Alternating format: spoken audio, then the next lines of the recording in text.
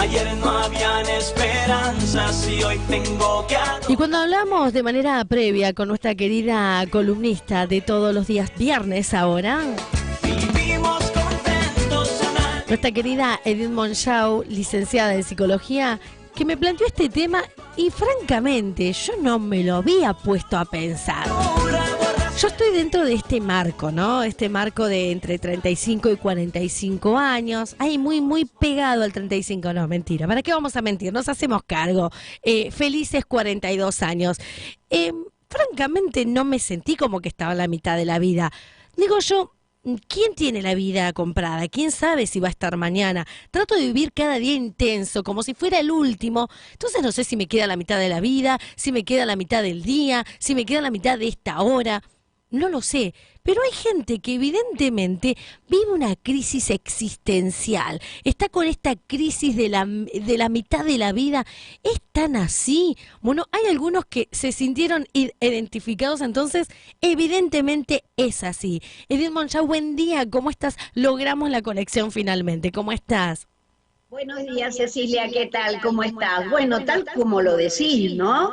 O sea, a veces en la mitad de la vida uno siente la necesidad de algo diferente, no entiende qué pasa. Y saben, hay alguien que teorizó esta etapa de la vida y hoy nos vamos a referir a Carl Jung. Carl Jung fue un psiquiatra y psicólogo suizo que fue alumno de Freud. Cuando nosotros hablamos de psicología es como que no dejamos de pensar en Freud como el maestro, el que ha delineado todas estas cuestiones que nosotros manejamos bien. Exacto. O sea que todos sabemos hablar un poquito de psicología, pero fíjate que Carl Jung fue un disidente de Freud. Si bien fue un alumno de él, aprendió al lado de él fundó la escuela psicoanalítica. Sin embargo, fue expulsado de la escuela psicoanalítica por pensar diferente, ¿no? A mí eso ya me gusta. Bien. Me gusta que nosotros en la vida nos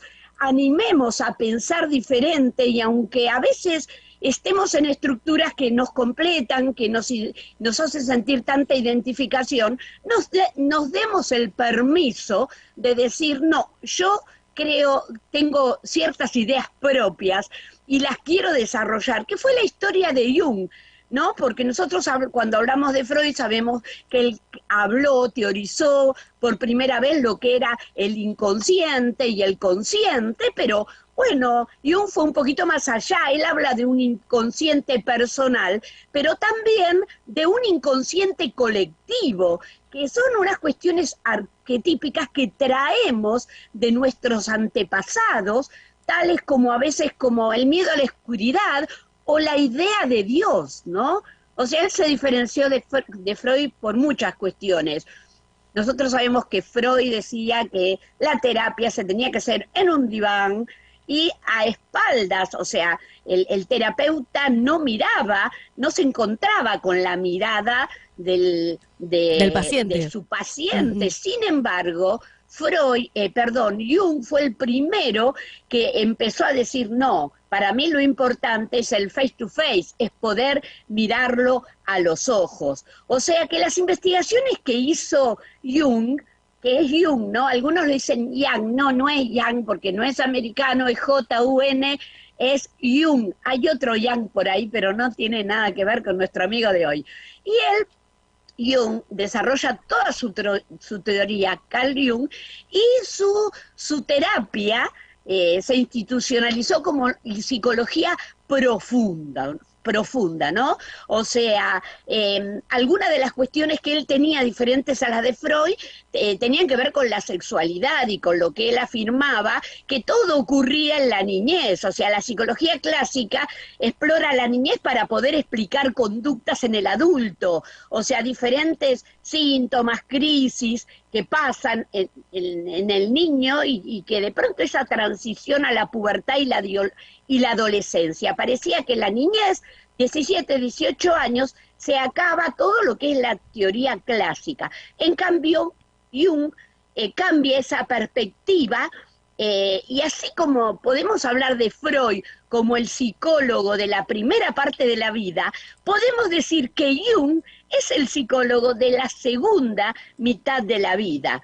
Para él no hay que retrotraer los problemas del adulto a la niñez, sino que hay que encontrar caminos para ayudar en el aquí y el ahora, ¿no? Bien. Por eso es algo más que una variante a nivel digamos, de la dimensión temporal, ¿no? Es muy interesante cómo incluye la dimensión espiritual, es asombroso. Él habla primero de que hay un proceso de individuación. Para Jung la individuación es un proceso que es como, produce, como un parto que produce un individuo psicológico. Nosotros somos una unidad independiente e indivisible, que tenemos y atravesamos dos grandes etapas, fases. Una que es la expansión, que tiene que ver con la primera parte de la vida, y luego la introversión, que es la segunda parte de la vida. Y acá está la clave de la teoría de Jung, que dice que la segunda parte de la vida tiene que ver con el meterse para adentro. Él habla del yo, ¿no? Él dice que en la primera parte de la vida, tanto en la etapa embrionaria, fetal, o sea, se vive más intensamente desde el inconsciente, esa parte que es tan inasequible, pero se va apartando más y más, y cuando el individuo va madurando, se forma un yo consciente, que es el núcleo consciente de la persona, el centro de las conductas, de sus juicios. El hombre debe en la primera parte de la vida fortalecer más y más su yo para encontrar en el mundo su sitio y poder afirmarse. Para esto se desarrolla lo que Jung habla de una persona. Él dice que una persona es un rostro que se amolda a las expectativas del entorno. Es decir, es como una máscara.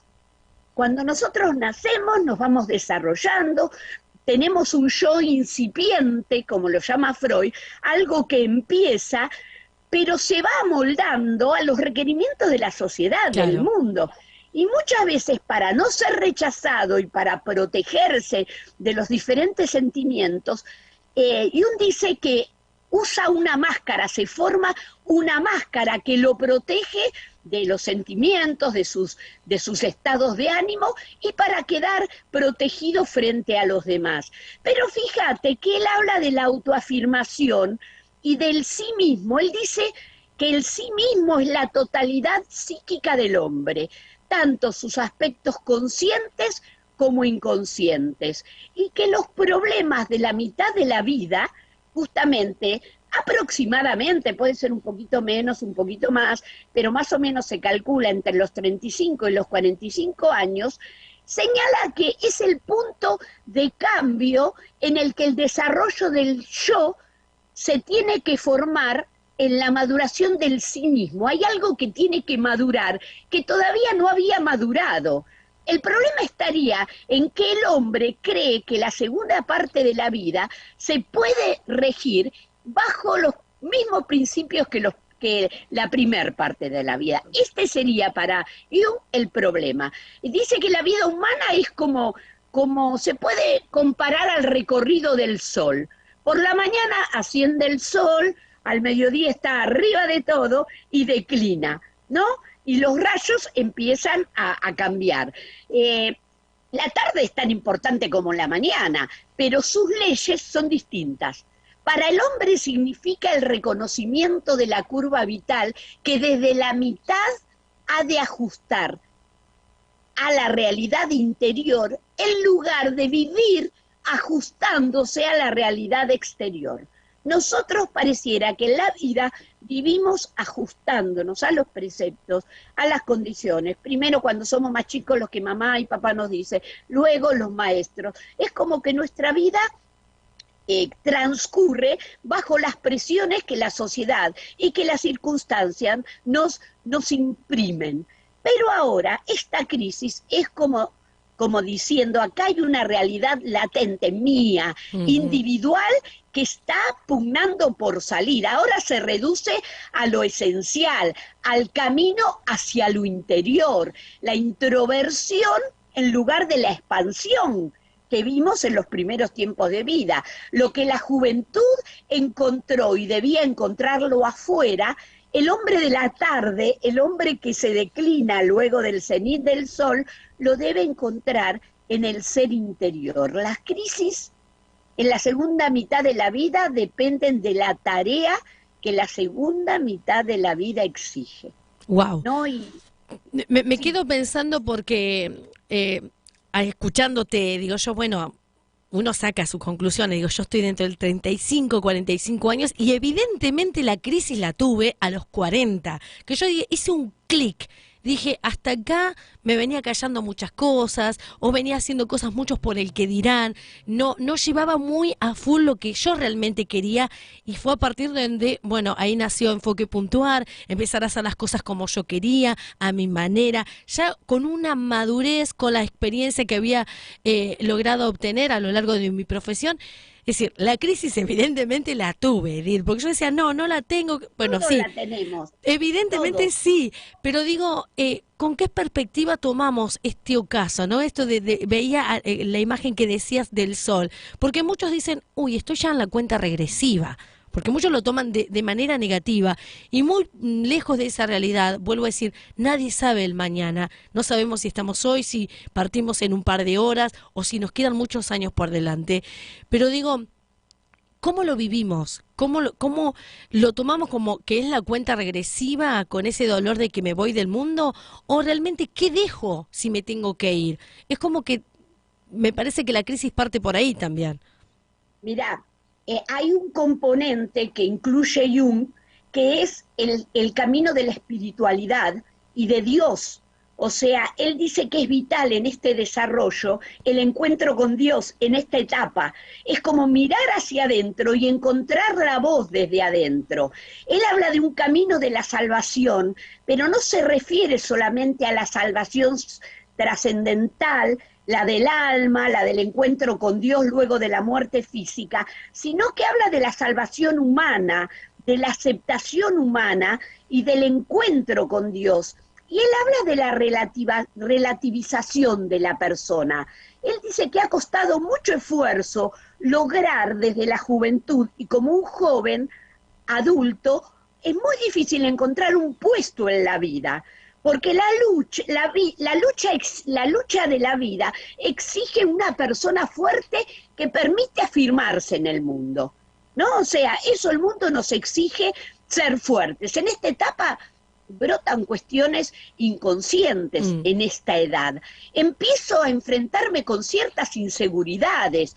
Es como que se rompe la estabilidad consciente. Es como que hay una cierta desorientación y una pérdida del equilibrio. Pero tranquilos, ¿por qué? Porque Jung dice que es una pérdida de equilibrio útil. ¿Por qué? Porque exige un nuevo equilibrio consciente e inconsciente. Es como una revolución, perdón. Sí. Sabemos que estamos todos ahí medios con el tema de la garganta y el cambio de clima. Una revolución. ¿Por qué? Porque hay un hundimiento de esta instalación consciente que a veces me puede llevar a una catástrofe. ¿Por qué? Porque nosotros sentimos, como vos lo sentiste, Ceci, todos sentimos en esa etapa de la vida que hay algo que se está moviendo, que hay una cierta insatisfacción con lo que estoy haciendo y que siento cierta frustración por lo que no hice. ¿Y qué pasa? Ese hundimiento de la instalación estable que yo tengo me puede llevar a una catástrofe. Cuando en este movimiento yo me aferro mal, me puedo aferrar a mi identidad, a mi profesión, a una persona, a ciertas ocupaciones, a un título.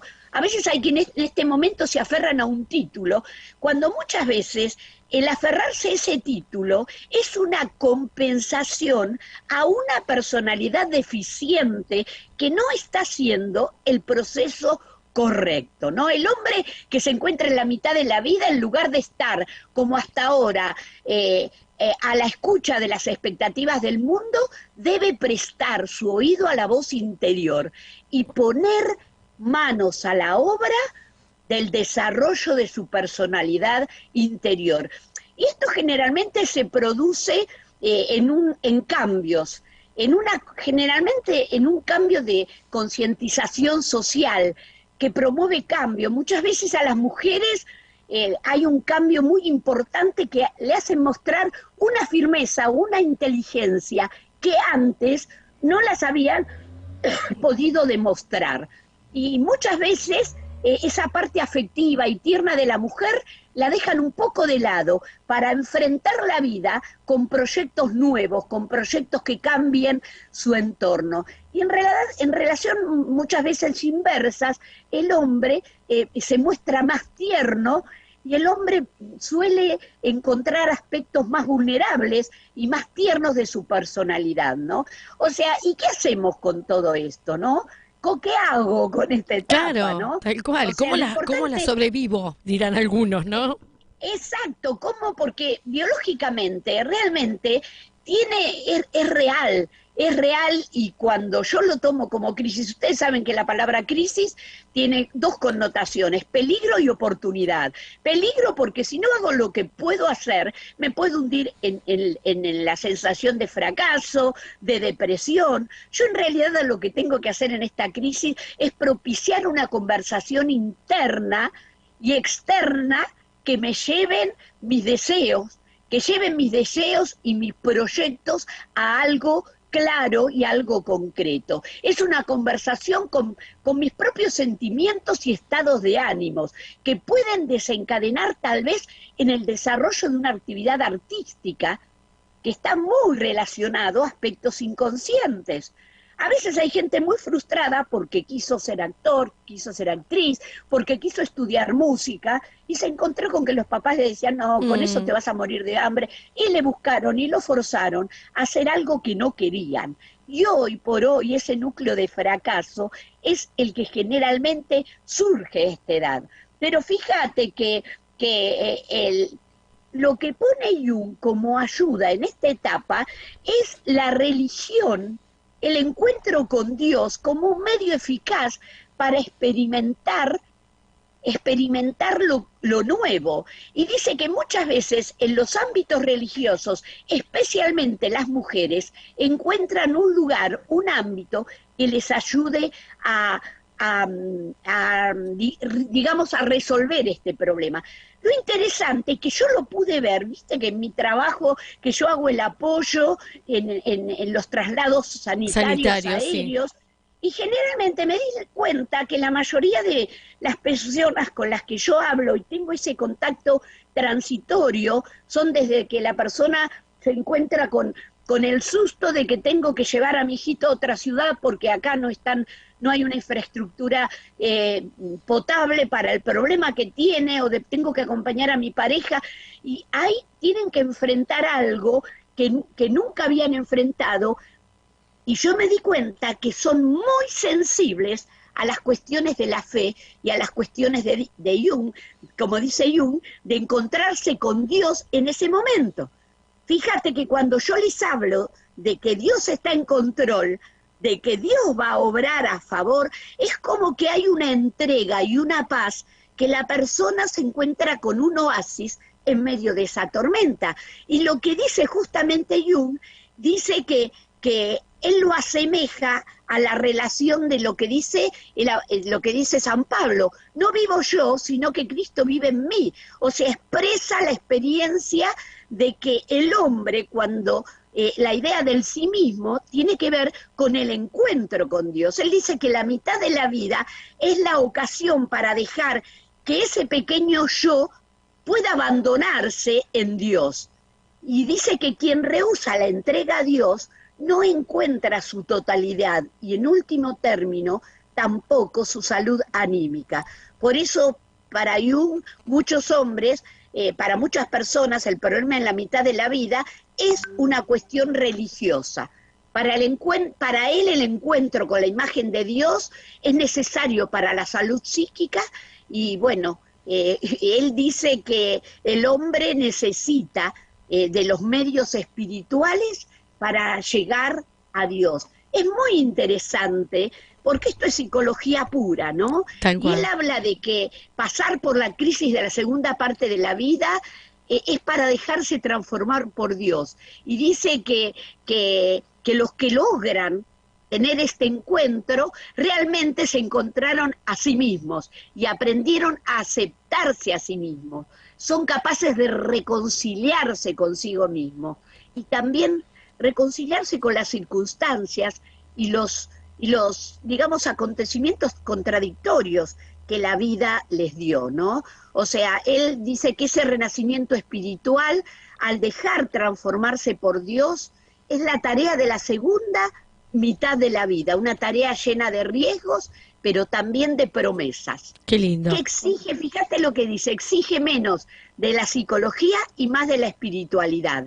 Es para volvernos a nuestro interior y escuchar la voz de Dios. Me encantó. Tal Me cual, encantó tal volver cual. a reflotar a Jung, que lo estudié en los primeros años de la carrera. Qué bueno, Edith, y bueno, nos lleva también a esta reflexión, ¿no? Porque vuelvo a decir, me hiciste retrotraer a a ese clic que hice a los 40 años, cuando empezamos una nueva década, empezar a plantearme todo lo que había hecho, todo lo que había logrado, las experiencias, las herramientas, y donde uno, bueno, yo fui muy marcada por mi gran maestro, digo, ¿no? Tuve el privilegio de haber sido productora de Juan Alberto Badía. La verdad que para mí me ha dejado muchas enseñanzas desde lo profesional, y él dejó esa frase que nos quedó grabada, ¿no? Trascender es seguir viviendo. Y ahí yo me planteé, ¿qué estoy haciendo para trascender? ¿Qué estoy dejando como legado? Es como que decir, bueno, cumplo los 40 años. Nunca me había planteado que me quedaba como la mitad de la vida, pero de sentirme si lo que Cecilia Molina en su realidad estaba dejando algo positivo para su descendencia, para este mundo, o realmente había pasado como desapercibida por la vida, sin aspirar quizás a que uno tenga una placa, pero digo yo, los que están en mi entorno, mi hija, mi esposo, mi familia, ¿le estoy dejando algo positivo? Las personas que, bueno, uno está liderando porque tiene un montón de actividades como instructora, como docente y demás, eso me llevó a pensar, decir, ¿qué estoy haciendo con mi vida? Y ahí empecé a hacer lo que realmente Cecilia Molina entendía de parte de Dios, buscando la espiritualidad, que era lo que yo tenía como misión en esta tierra. Entonces, conversando con un montón de amigas, todas estábamos en la misma, ahora entiendo por qué, Edith, planteándonos esta situación.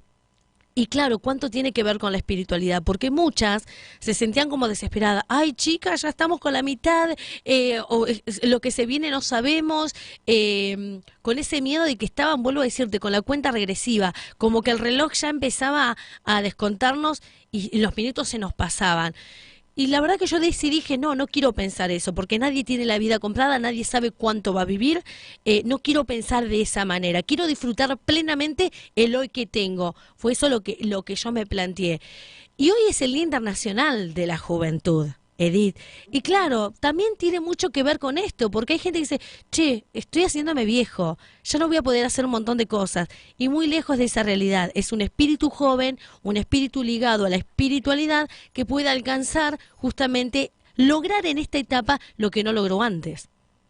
Tal cual, tal cual. Fíjate que a mí cuando yo la tuve decidí tener y cumplir esa asignatura pendiente que es hacer la carrera de psicología.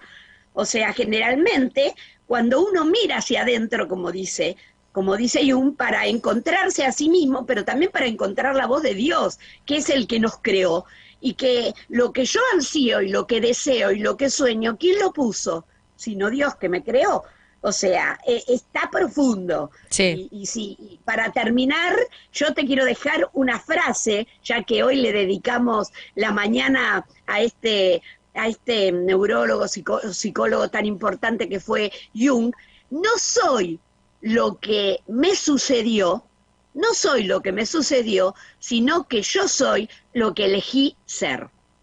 Wow, qué profundidad, qué profundidad. No soy lo que me sucedió. Hay personas que viven estancadas en un hecho, en un acontecimiento fatal de la vida, que los marcó, y que a modo de víctima, consciente o inconscientemente, es difícil sacarlos, porque viven constantemente, con la premisa de que soy lo que me sucedió y me pasó esto, ¿qué voy a hacer? Me quedé sin mi marido, me quedé sin mi mujer, me quedé sin mis hijos, sin un hijo, tuve esto, me quedé sin la estabilidad económica, y que trabaja tanto la espiritualidad dice, no soy lo que me sucedió, yo soy lo que elegí ser. Bien. Y esa es una elección de todos los días. Seguro.